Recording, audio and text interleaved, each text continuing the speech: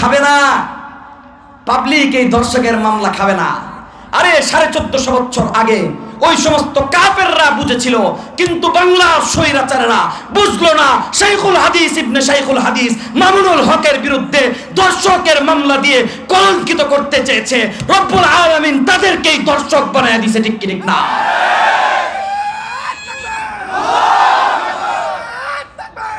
বাংলার মানুষ খায় নাই, বাংলার মানুষ খায় নাই। উলামায়ে কেরামের বিরুদ্ধে এই সমস্ত কোন ষড়যন্ত্র কাজে আসবে না, ঠিক কি ঠিক না? বরঞ্চ আগে শাইখুল হাদিসের যেই জনপ্রিয়তা ছিল, এখন কম না বেশি? কথা কয় না, কম না বেশি? তাকে এক নজর দেখার জন্য বাংলার প্রান্ত প্রান্ত থেকে লোকজন সমবেত হয়ে যায়। জনপ্রিয়তা 1000 গুণ বৃদ্ধি পেয়েছে। দর্শকের মামলা দিয়া মামুনুল হকের চরিত্রের উপর আঘাত করে তারা মামুনুল হককে লাঞ্ছিত করতে চেয়েছে। রব্বুল আলামিন মামুনুল হককে বাংলাদেশের সমস্ত ইসলাম প্রিয় জনতার লিডারে পরিণত করেছেন, লিডারে পরিণত করেছেন। ইসলামের বিরুদ্ধে ষড়যন্ত্র করে এই সমস্ত বিভিন্ন কথা কইতেছে, একটাও রসুলের সাথে যায় না, আল্লাহ রসুলের সাথে একটাও দোষ যায় না।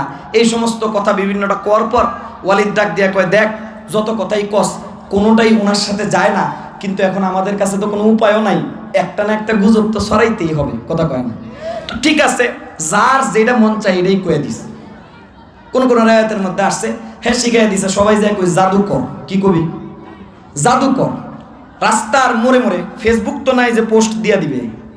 তো এখন সুরত একটাই আছে, মক্কায় ঢুকার যতটি রাস্তা আছে সব রাস্তার মোড়ে মোড়ে যুবকদেরকে দাঁড় করাইয়া দিবা। যখনই বাহির থেকে কোনো হাজি সাহেব ভিতরে ঢুকতে চাবে, তখনই ওই হাজি সাহেবকে থামায় সেইরা আগের থেকে বলে দিবে, সাবধান, মক্কার মধ্যে কিন্তু একটা জাদুকর আছে, একটা পাগল আছে, একটা ধর্ষক আছে, একটা সন্ত্রাস আছে, তার ধারে কাছ দিয়া যায়েন না, যাইলে কিন্তু আপনার সর্বনাশ হবে। এই কথা বইলা লোকজনকে ফিরিয়ে দিবে। তারা এই ষড়যন্ত্র কইরা মক্কার মোড়ে মোড়ে লোকজন দাঁড় করাইছে। যুবকরা দাঁড়ায় রয়েছে, হাজি সাহেব আসে, জিজ্ঞেস করে আপনার বাড়ি কোথায়? কয় মিশর। বাড়ি কোথায়? বাহরাইন। বাড়ি কোথায়? বাংলাদেশ। হজে কি এই বাড়ি প্রথম আসছেন নাকি আগেও আসছেন?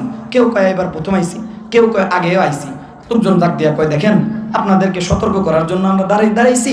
এবার মক্কায় একটা পাগলের আবির্ভাব হয়েছে, যেই মানুষটা সন্ত্রাস, যেই মানুষটা জাদুকর, সে তার জাদুর প্রভাবে লোকজনকে তার মার সাথে সন্তানের বিচ্ছেদ করায়, বিবির সাথে স্বামীর সম্পর্ক দুর্বল করে দেয়, ভাইয়ের সাথে ভাইয়ের মারামারি লাগায়া দেয়, বাবার থেকে সন্তানকে দূরে সরাইয়া দেয়। এইভাবে কইরা পরিবারের মধ্যে কলহ তৈরি কইরা দেয়, মানুষদের মধ্যে অন্যায় আর অবিচার বৃদ্ধি কইরা দেয়। এই সমস্ত কথাবার্তা মুহাম্মদুর রাসূলুল্লাহর বিরুদ্ধে যখন কইতাছে, তখন হাজী সাহেবরা মনে মনে কয়, আইছিলাম তো শুধু হজ করার লেগা, কিন্তু এমন আশ্চর্যজনক মানুষ যখন আইছে আর না দেখা যায় কেন? কথা কয় না। মানুষরা যদি কোনো কিছু নিষেধ করা হয়, এটার প্রতি আবেগ বেশি থাকে। কথা কয় না। আমি যদি এখন খালি আপনারা আমার দিকে এত মনোযোগ দিয়ে কথা শুনতেছেন, আমি যদি খালি পিছন দিকে চাই, কই ওই যে বাঘ, কেউ কিন্তু পিছনের দিকে তাকায় না, সাথে সাথে সবাই চাইবো। কথা কয় না। আমি যদি কই ওই পিছনে একটা জিনিস আছে, সাবধান, কেউ যায় না, সবাই যাইবো। কথা কয় না। প্রত্যেকটা মানুষদেরকে যেটাতে বাধা দেওয়া হয় ওইটার প্রতি আকর্ষণ বেশি থাকে। আল্লাহর রাসূলের থেকে বাধা দিছে, সমস্ত হাজী সাহেবদের আকর্ষণ তৈরি হয়েছে। ওই বছর হজের মধ্যে, হজের মৌসুমে পৃথিবীর দিক দিগন্ত থেকে যত হাজী সাহেব এসেছে, প্রত্যেকটা মানুষ রাসূলের দরবারে গেছে। ওই বছর সবচাইতে বেশি মানুষ মুসলমান হয়েছে। তাদের ষড়যন্ত্রে তারাই পড়ছে। তারা ইসলামের বিরুদ্ধে ষড়যন্ত্র করতে গিয়া সেই ষড়যন্ত্রের মধ্যে তারাই পড়ছে। আশ্চর্যের বিষয়, রবের নীতি অন্যের জন্য গর্তে খুঁতলে সেই গর্তের মধ্যে নিজেকেই পড়তে হয়। ঠিক ঠিক না? ইসলামের বিরুদ্ধে ষড়যন্ত্র করবা আর তোমাদের গায়ে কিছুই লাগবে না, তা হতে পারে না। রব মুহাম্মদুর রাসূলুল্লাহর সময় যেই পাওয়ার নিয়ে আসিল, এখনো কথা কয় না, এখনো। আল্লাহ কি বুড়া হইছে? আল্লাহর কি বয়স হয়ে গেছে? আল্লাহর পাওয়ারের মধ্যে কোনো ঘাটতি আসছে? কিছুই আসে নাই। রব্বুল আলামিন তখনও যেই নীতি, আল্লাহ তাআলার 1450 বছর পরেও সেই নীতি, কিয়ামত পর্যন্ত সেই নীতি থাকবে। কালামে আল্লাহ তাআলা স্পষ্ট বলে দিয়েছেন, ওয়ালান তাজিদা লিসুন্নাতিল্লাহি তাবদীলা। আল্লাহর নীতিতে তোমরা কখনোই কোনো পরিবর্তন পাবে না। রব্বুল আলামিনের নীতি তখন যেটা ছিল এখনো আছে। এই জন্যই তো গত 15টা বছর পর্যন্ত উলামায়ে কেরামকে দমন করার জন্য, বিরোধী পার্টিকে দমন করার জন্য, ইসলামকে শেষ করার জন্য গভীর ষড়যন্ত্র তারা করেছে। ইসলামকে শেষ করার জন্য সর্বপ্রথম ক্ষমতার মধ্যে আইসেই বাংলার মানুষের প্রাণ, দেশের প্রাণ, সংবিধান থেকে আল্লাহর উপর পূর্ণ আস্থা ও বিশ্বাসকে তারা কর্তন করেছে, বাতিল করেছে। ইসলামের বিরুদ্ধে ষড়যন্ত্র একের পর এক করছে, কিন্তু তাদের কোনো ষড়যন্ত্রেই কাজ হয় নাই। তারা ষড়যন্ত্র করতে গিয়া উলামায়ে কেরামকে গ্রেফতার করার জন্য, উলামায়ে কেরামকে শাস্তি দেওয়ার জন্য তারা ইসরায়েল থেকে ডিভাইস আনছে, যেই ডিভাইস দিয়া হুজুরদের মোবাইল ট্র্যাকিং কইরা, হুজুরদের মোবাইলে তারা কার সাথে কথা কয় সেটাকে তারা ক্যাপচার কইরা হুজুররা কোন জায়গায় যায় পলায় ওই জায়গার থেকে ধইরা আনবে। আশ্চর্যের বিষয়, কয়েক বছরের ব্যবধানে যেই ডিভাইস দিয়া তারা উলামায়ে কেরামকে গ্রেফতার করছে, সেই ডিভাইস দিয়ে এখন তাদেরকে গ্রেফতার করা হচ্ছে, তাদেরকে গ্রেফতার করা। তারা যেই সমস্ত বাংলার মানুষ এই সমস্ত মামলার নামও কোনোদিন শুনে নাই। ডিজিটাল নিরাপত্তা আইন মামলা, কথা কয় না।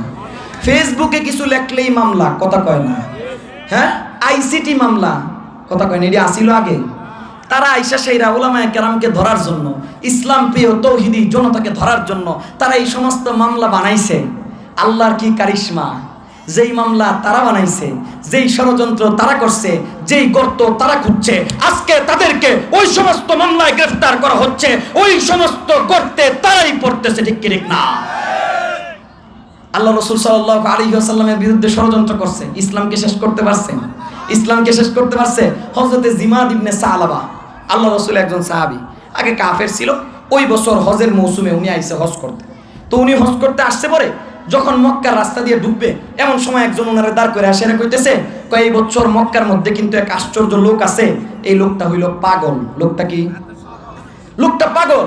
সে তার এলাকার মধ্যে মানুষের মধ্যে গন্ডগোল তৈরি করে দিছে, মক্কার মধ্যে ফাসাদ তৈরি করে দিছে, বাবার সাথে ছেলের সম্পর্ক বিচ্ছেদ করে দিয়েছে, স্বামীর সাথে স্ত্রীর সম্পর্ক নস্যাৎ করে দিয়েছে। সাবধান, ওই পাগলের কাছে কিন্তু যায়েন না। হযরতে জিমাদ ইবনে সালাবা কয় যে বলে আমি আমার এলাকার সবচাইতে বড় পাগল চিকিৎসক। কথা বুঝেন নাই? পাবনা পাগলা গারদ আছে না, ওই পাগলা গারদের ডাক্তার আছে না, কই আমি হইলাম নিউরো সায়েন্সের ডাক্তার, নিউরোলজি ডাক্তার, সবচাইতে বড় পাগলের চিকিৎসক। আমার সামনে এমন একটা পাগলের কথা বললো যেই পাগলটার কারণে মক্কার মানুষের শান্তি নাই। আমি হজ করতে আসছি, এরটুকু উপকার যদি মক্কার লোকজনের কইরা না দিয়ে আল্লাহর কাছে যে কি জবাব দিব? এই পাগলটার চিকিৎসা আমি কইরা যাব। কথা কয় না? হযরতে জিমাদ ইবনে সালাবা কয় মনে মনে আমি ভাববা নিলাম যে এই যে এক পাগলের কারণে এত অসুবিধা, মক্কার মোড়ে মোড়ে যুবক দাঁড়াইতে হয়েছে, এই পাগলের চিকিৎসা না কইরা আমি যাব না। তো উনি কয় যে আমি হজের মৌসুমে মক্কায় গিয়া মুহাম্মদুর রাসূলুল্লাহর দরবারে গেলাম, যায়া সেইনা মুহাম্মদুর রাসূলুল্লাহর দরবারে ঢুকার সাথে সাথে নবীজি আমাকে দেখা নাহমাদুহু ওয়া নাস্তাঈনুহু ওয়া নাস্তাগফিরুহু ওয়া নাউযু বিল্লাহি মিন শুরুরি আনফুসিনা ওয়া মিন সাইয়্যাতি আমালিনা। যখনই খালি এতটুকু কইছে আমার ভিতরে কেমন যেন কম্পন শুরু হয়েছে। আমি পাগলের চিকিৎসা করতে গিয়েছিলাম, আমি নিজে মুহাম্মদুর রাসূলুল্লাহর জন্য পাগল হয়ে গেছি, পাগল হয়ে গেছি। কয় সাথে সাথে অটোমেটিক আমার মন মস্তিষ্ক পরিবর্তন হয়ে গেছে। যেই লোকটার জবান দিয়ে এত সুন্দর কথা বের হইতে পারে এরকম কথা জীবনে কোনোদিন শুনি নাই। আমি শুধু তাকায় সেই আরেকবার বললাম, যেই শব্দগুলো আপনি বলেছেন, যেই বাক্যগুলো পাঠ করেছেন, প্লিজ আরেকবার পাঠ করুন। আল্লাহ রাসূল সাল্লাল্লাহু আলাইহি ওয়াসাল্লাম দ্বিতীয়বার আবার যখন বললেন, বলার সাথে সাথে আমার ভিতরে জোশ এসেছে। আমি সাথে সাথে আশহাদু আল্লা ইলাহা ইল্লাল্লাহু ওয়া আশহাদু আন্না মুহাম্মাদুর রাসূলুল্লাহ পরে মুসলমান হয়ে গিয়েছি। হযরত জিমাদ ইবনে সালাবা কয় আমি পাগলের চিকিৎসা করতে গিয়ে নিজেই পাগল হয়ে গিয়েছি, পাগলের চিকিৎসা করতে গিয়ে আমি মুসলমান হয়ে গিয়েছি, পাগলের চিকিৎসা করতে গিয়ে তার কদমের মধ্যে নিজের মাথাটাকে পেতে দিয়েছি। আল্লাহ রাসূলের বিরুদ্ধে ষড়যন্ত্র হয়েছে কি হয়েছে না? কিন্তু ষড়যন্ত্র করে ইসলামকে থামানো গিয়েছে? ষড়যন্ত্র করে ইসলামকে আটকানো গেছে? ষড়যন্ত্র করে ইসলামের কোনো ক্ষতি করা গেছে? 1450 বছর পার হয়েছে, শুধু 1450 বছর নয়, কিয়ামত পর্যন্ত লান তাজিদা লিসুন্নাতিল্লাহি তাবদীলা, আল্লাহর নীতিতে কোনো পরিবর্তন পাবেন না। সুতরাং 1450 বছর আগে ইসলামের যেমন কোনো ক্ষতি করতে পারে নাই, আজকেও পারবে না। শুধুমাত্র একটা জিনিসের দরকার, আল্লাহর রাসূল আর সাহাবায়ে কেরাম যেইভাবে নিজেদেরকে ইসলামের জন্য সমর্থ করেছে, আজকেও যদি সমর্থ করতে পারি, কোনো বাতিল ইসলামের ষড়যন্ত্র করতে পারবে না, কোনো বাতিল ইসলামকে নিঃশেষ করতে পারবে না। যদি আল্লাহর জন্য, রাসূলের জন্য, ইসলামের জন্য নিজেকে সমর্থ করতে হয়, কারা কারা সমর্থ করতে প্রস্তুত? কারা কারা সমর্থ করতে প্রস্তুত?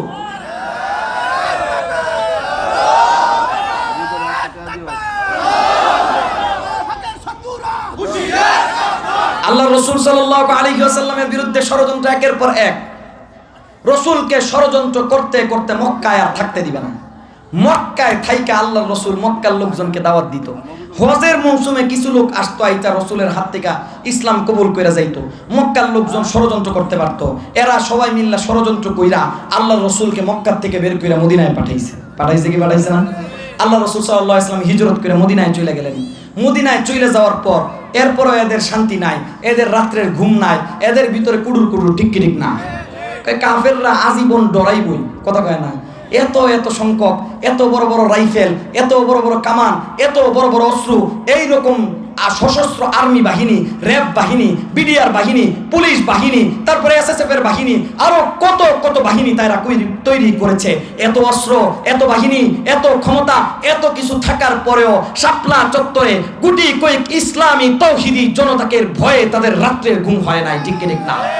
কোন একটা মাহফিলের মধ্যে অস্ত্র টস্ত্র ছাড়া, কোনো প্রকারের অস্ত্র নাই, নিজের পকেটের টাকা খরচ কইরা চাটাইয়ের উপর আইসা লোকজন বসে, এই সমস্ত ইসলামী মাহফিলগুলোকেও তারা ডর পাইছে, ঠিক না? রাত্রের ঘুম হয় না। এক নেতা মাহফিল বন্ধ করে দেয়, তেরে যে একজনে জিজ্ঞেস করছে, স্যার একটা মাহফিল হইলে অসুবিধা নাকি? কাপড়া যেদিন মাহফিল হয় এদিন রাইতে ঘুমাইতে পারি না। কয় কি মাইকের আওয়াজে? কয় না না না, হুজুর রাজে হুঙ্কারটি দেয় না, কেমন যেন মনে হয় বুকের ভিত্তায় লাগতেছে। কথা কয় না, কথা কয় না। সেই রূপ, সেই ডর রব্বুল আলামিন তৈরি করেছেন, ঠিক না? ওই কাফেরদের ডর রাসূল সাল্লাল্লাহু আলাইহি ওয়াসাল্লাম মক্কা থেকে বের করে দিছে, এরপরে এদের ডর শেষ হয় নাই। রাসূল মদিনায় চলে গেছে, এরপরে এদের ডর শেষ হয় নাই। ডরাইতেই আছে, ডরাইতেই আছে। এই ডরে আল্লাহ রসুলের সাথে যে চুক্তি করছে, তারা আল্লাহ রসুলের সাথে চুক্তি করছে যে দেখেন, যদি কোনো লোক রসুল মক্কার থেকে আইসা পড়ছে, এরপরও লোকজন মুসলমান হইয়া হইয়া রসুলের পিছে পিছে মদিনায় যায়, কথা কয় না? সাহাবায়ে কেরাম গেছেন না? গেছেন না? নিজের মাকে ছেড়ে দিয়েছেন ইসলামের জন্য, নিজের বাবাকে ত্যাগ করেছেন ইসলামের জন্য, নিজের সন্তান সন্তানাদি, বিবি বাচ্চা, নিজের পরিবার পরিজন, নিজের সহায় সম্পত্তি সব কিছুকে ত্যাগ করেছেন ইসলামের জন্য, রসুলের জন্য, ঠিক না? এটাই ইসলামের নির্দেশ। যদি আপনি আপনার নিজের ব্যক্তির চাইতে, নিজের পরিবারের চাইতে, নিজের পিতা মাতা, নিজের পরিবার পরিজন, নিজের সহায় সম্পত্তি, নিজের লিডার, নিজের দল, সব কিছুর উপর আল্লাহর রসুল এবং আল্লাহর ভালোবাসাকে প্রাধান্য না দিতে পারেন, রসুলকে আর আল্লাহকে সবচাইতে বেশি ভালোবাসতে না পারেন, তাহলে আপনি ঈমানদার নন। তাহলে আপনি ঈমানদার নন।